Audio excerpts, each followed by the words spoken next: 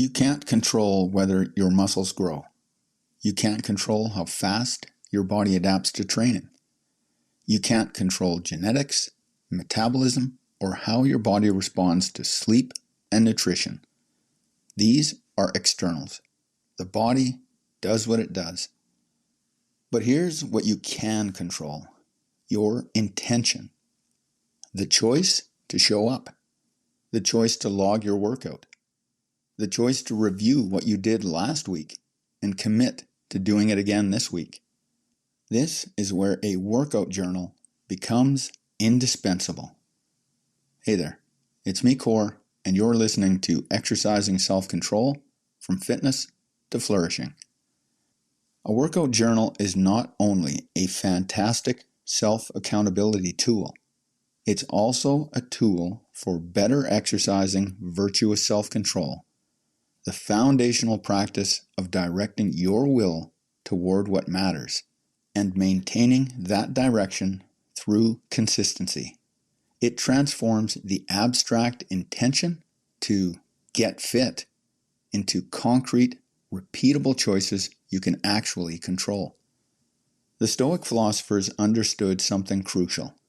You have power over your choices, not their outcomes. Epictetus, the ancient Stoic teacher, taught that we can choose to direct our effort, our intention, and our discipline, but the results are up to fate. This applies directly to fitness. You choose to perform the workout. You choose to record it. You choose to review your progress. What you cannot control is whether those choices produce the exact results you want when you want them. A workout journal makes your choices more effective. It anchors you to what's actually in your power, that is, your choices, rather than leaving you chasing outcomes you can't guarantee. When you log your sets, reps, and weights, you're not trying to control muscle growth. You're exercising control over the one thing that matters: your commitment to the process. Consistency doesn't happen by accident. It happens through habit. And habit is built through repetition paired with immediate feedback. When you write down your workout, then record its completion, your brain registers a small win. This triggers a reward response that reinforces the behavior. Over time, the act of logging your efforts becomes part of the ritual itself. You don't just do the workout, you record the workout. The two become inseparable. This is how habits stick. A runner who logs 5 miles doesn't just feel the satisfaction of the run. They feel the satisfaction of checking it off in their journal. A lifter who records their deadlift PR doesn't just experience the physical achievement.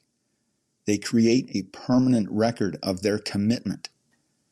Those small dopamine hits compound into a practice that becomes automatic.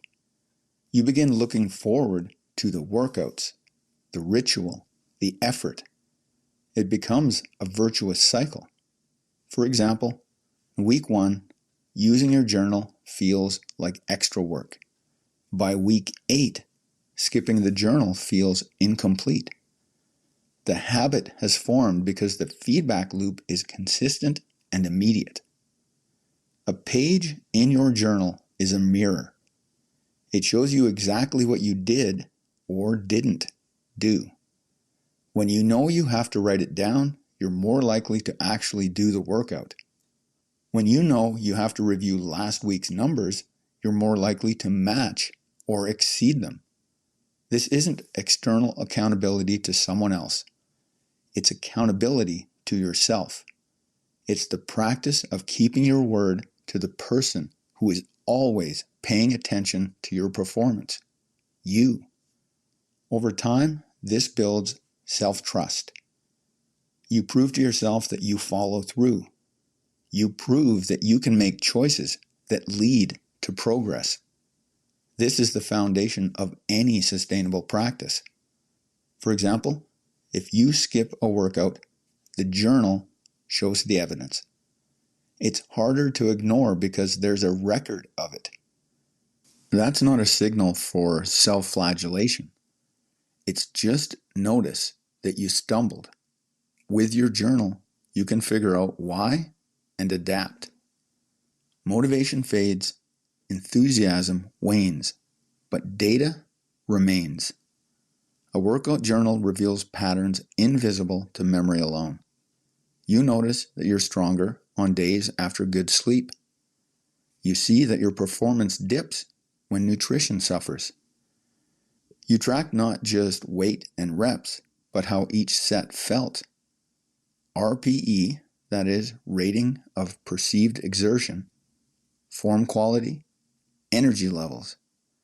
Over weeks and months, these entries become a map of your progress. This matters because progress isn't always obvious. Some weeks you won't feel stronger, but the journal shows you lifted 5 more pounds. Some months you won't see physical changes, but the data reveals you've added 3 reps to your main lifts. Long-term goals become real when you can point to concrete evidence that you're moving toward them.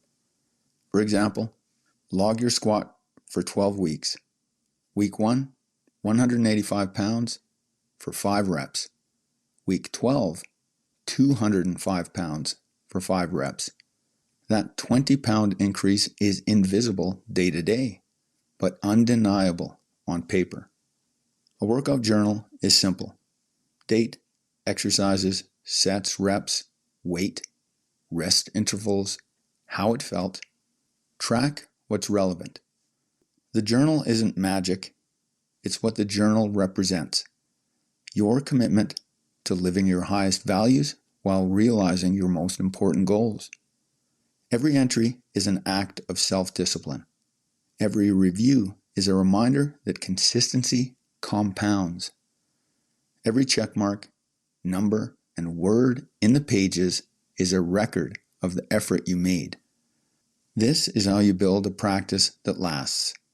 Through the daily choice to show up, do the work, and record it. That choice, repeated, becomes who you are, because you decided that who you were becoming was important enough to record the journey. Start today. Plan your workout. Write down what you did. Tomorrow, do it again. Review it every week. Adapt. Repeat. That's all it takes. Tomorrow, in part 2 of 2, we'll explore checklists as a system for improved execution and how a workout journal prevents common failures in an exercise practice. That's it for today. Catch you next time.